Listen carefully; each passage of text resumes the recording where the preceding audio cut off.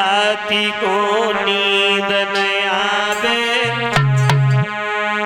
राती को नींद न आवे, ऐसो भव हद से प्यार।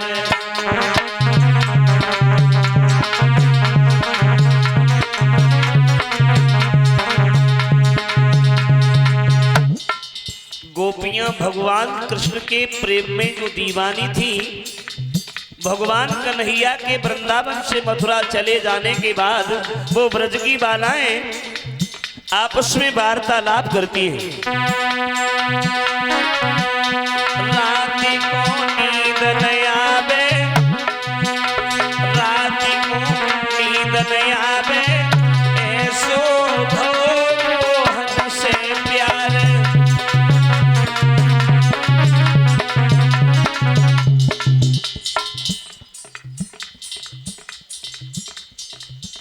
धन्य है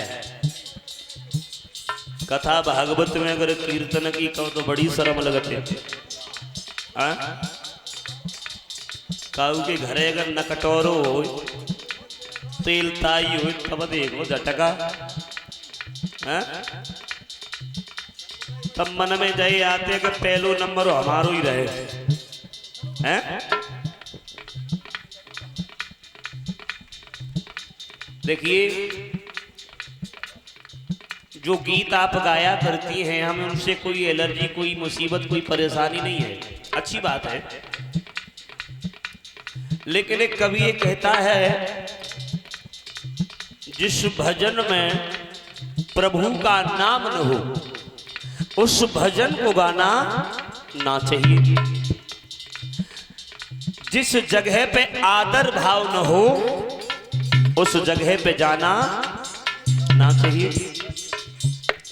लेकिन तुम्हारे जो गीत होते हैं, सोने को गढ़ुआ गंगा जल पानी, बड़े मन से गाती हो। हाँ?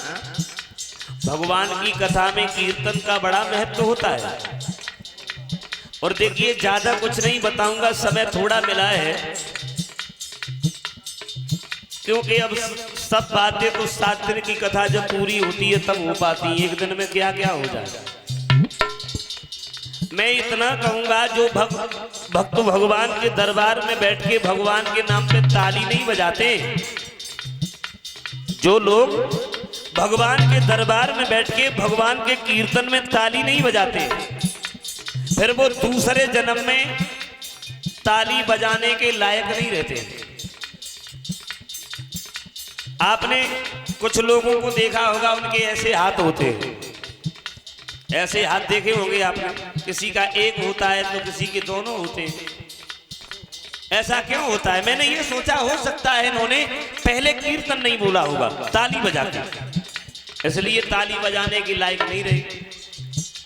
या भगवान ताली बजाने के लायक बनाता है तो ऐसा बनाता है कि वो पूरी जिंदगी भर ताली ही बजाते रहते हैं।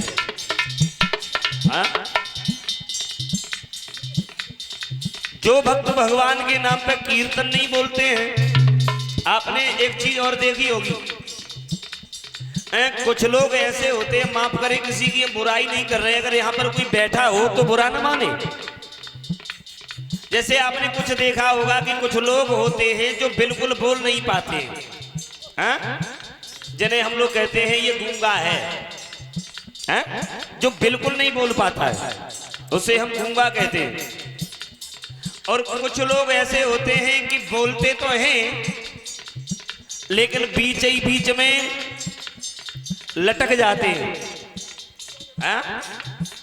हाँ, लिख गए तो लिख गए ना, घंटे में लटक ही रहा था। ऐसा क्यों होता है? तो मैंने ये सोचा कि जो लोग गूंगे होते वो गूंगे इसलिए होते हैं कि भगवान के दरबार में जहां कीर्तन बोला गया होगा तो उन्होंने कीर्तन तो बोला होगा लेकिन प्रकट होके नहीं बोला होगा। कैसे बोला होगा?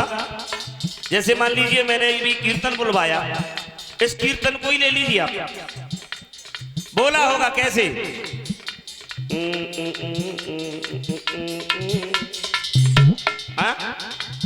मन ही मन में गुनगुनाया होगा, बोला नहीं होगा। हो सकता है वो ऐसे लोग ही गूंगे बनते हो। और जो हकले बनते हैं, यानी कुछ लोग देखे होंगे आधी बात कह पाते हैं और आधी नहीं कह पाते, तो ऐसे होंगे जैसे उन्होंने कीर्तन बोला होगा, रात को जब से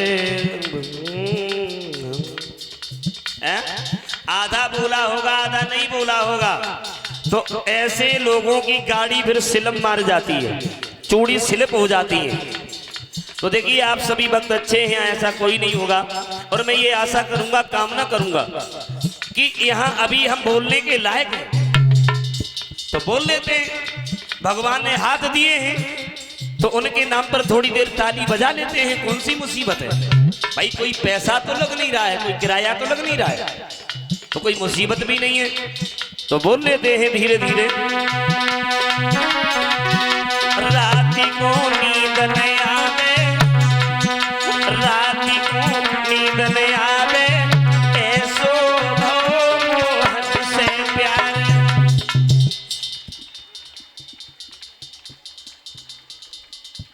जब मोहल्ला में क्या बात है, कसू का परी है? अरे आप हम लोग बोले